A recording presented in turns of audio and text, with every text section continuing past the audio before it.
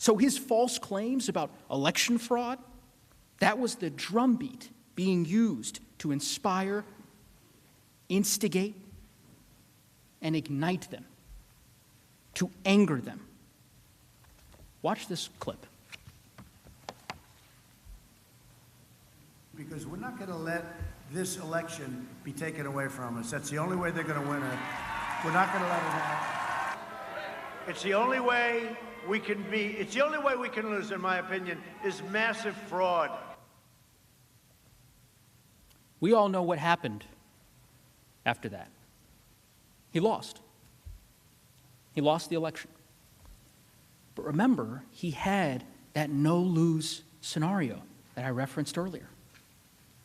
He told his base that the election was stolen, as he had forecasted.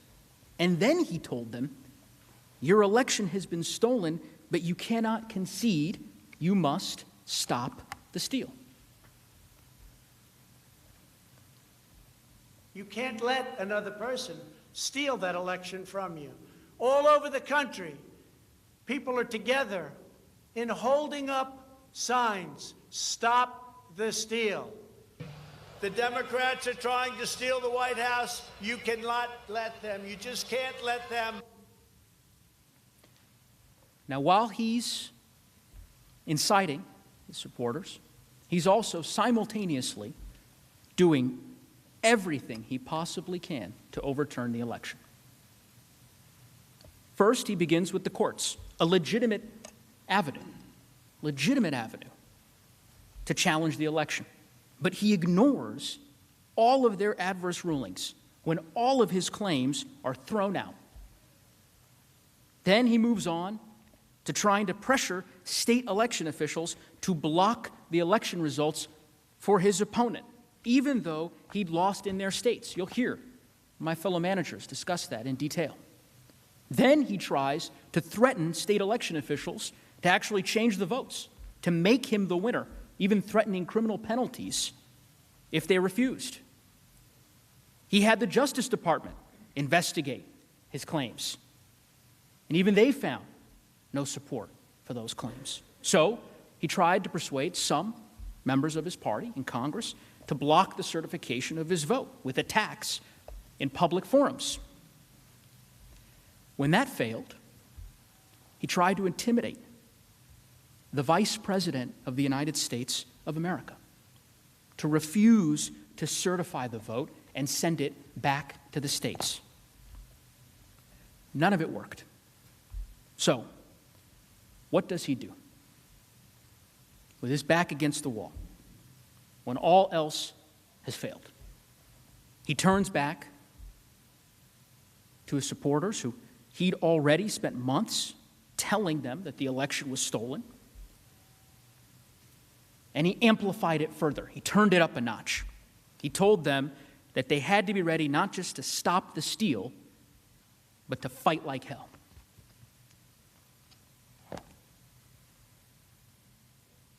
We're in a fight for the survival of our nation, and we are going to keep on fighting. We will never surrender. We will only win.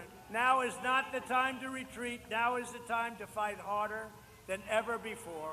We have to go all the way, and we're going to fight like hell, I'll tell you right now. We will not bend. We will not break. We will not yield. We will never give in. We will never give up. We will never back down. We will never, ever surrender. People listened. Armed supporters surrounded election officials' homes. The Secretary of State for Georgia got death threats. Officials warned the president that his rhetoric was dangerous and it was going to result in deadly violence. And that's what makes this so different, because when he saw firsthand the violence that his conduct was creating, he didn't stop it. He didn't condemn the violence. He incited it further. And he got more specific. He didn't just tell them to fight like hell. He told them how, where, and when. He made sure they had advance notice, 18 days advance notice. He sent his save the date for January 6th. He told them to march to the Capitol and fight like hell. What time was that rally scheduled for? The exact same time that this chamber was certifying the election results in joint session. When did he conclude his speech? Literally moments before Speaker Pelosi had gavelled us into session. Many of us were in the House during that joint session of Congress. I was sitting 2 rows behind Leader Schumer and Leader McConnell. I remember it vividly. And as we were standing there, fulfilling our solemn oath to the Constitution, the President was finishing his speech just a couple of miles away. How did he conclude that infamous speech? With a final call to action. He told them to march down Pennsylvania Avenue, to come here, that it was their patriotic duty because the election had been stolen. And when they heard his speech, they understood his words and what they meant because they had heard it before. Let's take just a minute and really look at his words on January 6th as he spoke at the Save America rally. Now, remember, I told you, you'd hear 3 phrases: the election was stolen, stop the steal, and fight like hell. Let's start with that first phrase.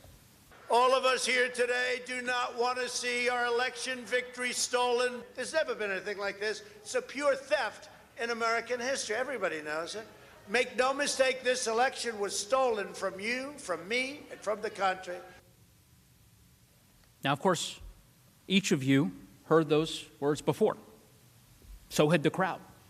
The president had spent months telling his supporters that the election had been stolen, and he used this speech to incite them further, to inflame them, to stop the steal, to stop the certification of the election results. We will never give up. We will never concede. It doesn't happen. You don't concede when there's theft involved. And to use a favorite term that all of you people really came up with, we will stop the steal.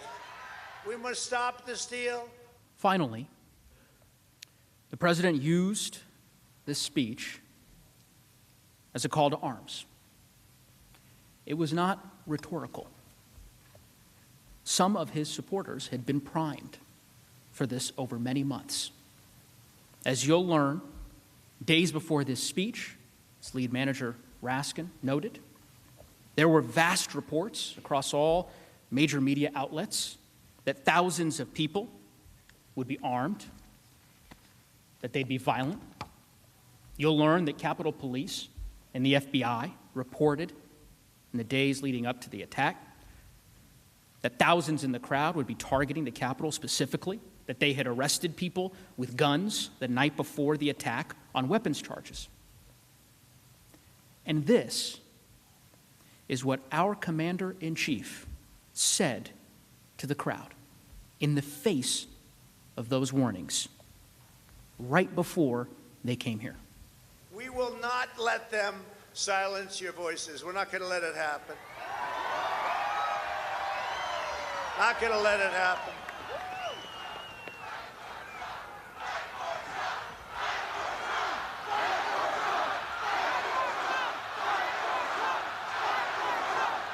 Thank you. And you have to get your people to fight, because you'll never take back our country with weakness. You have to show strength, and you have to be strong. And we fight. We fight like hell. And if you don't fight like hell, you're not going to have a country anymore. Senators, this clearly was not just one speech. It didn't just happen. It was part of a carefully planned, months-long effort with a very specific instruction. Show up on January 6th and get your people to fight the certification. The president had every reason to know that this would happen because he assembled the mob, he summoned the mob, and he incited the mob.